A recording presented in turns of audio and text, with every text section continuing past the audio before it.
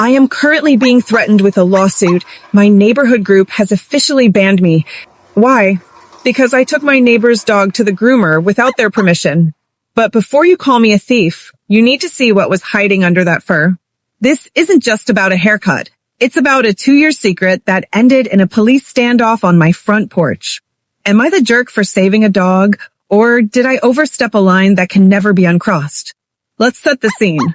I live in a quiet suburb, and for the last year, my neighbors, let's call them the Millers, have had this golden retriever mix named Barnaby. Now, the Millers are the kind of people who post live, laugh, love signs, but leave their Christmas lights up until July. They seemed nice enough, but I started noticing something off about Barnaby. Every time I saw him in their backyard, he looked bigger. Not fatter, just wider. By the time 2026 rolled around, Barnaby didn't look like a dog anymore. He looked like a walking pile of dirty laundry. I'm talking mats the size of softballs hanging off his legs. I tried to be nice. I mentioned it over the fence. I said, "Hey, Barnaby's looking a little shaggy, huh?" And Mr. Miller just laughed and said, "Oh, he's just got that rugged look. Plus, the vet told us not to wash him because of an ear infection."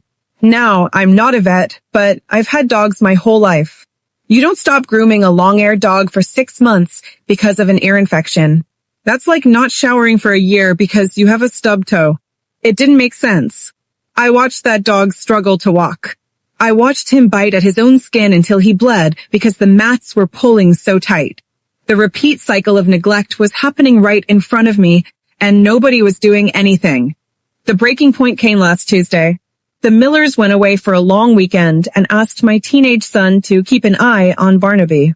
They didn't even give us a key. They just said to throw food over the fence. My son came back inside after the first hour and said, "Barnaby is crying, and I think he's stuck." I went over, and sure enough, Barnaby had managed to get his leg mats caught in a blackberry bush. He was pinned. As I cut him loose, I realized the ear infection story was a total lie. The smell coming off this dog was biological warfare. His skin was hot to the touch. I didn't think.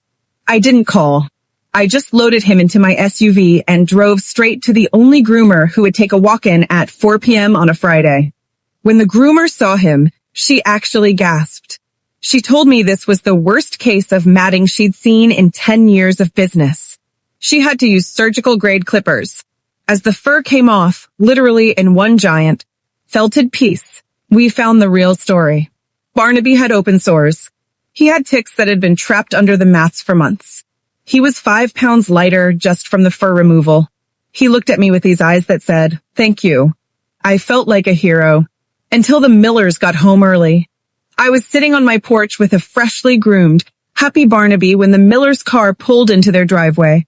Mrs. Miller didn't even recognize her own dog at first. When she realized it was him, she didn't thank me.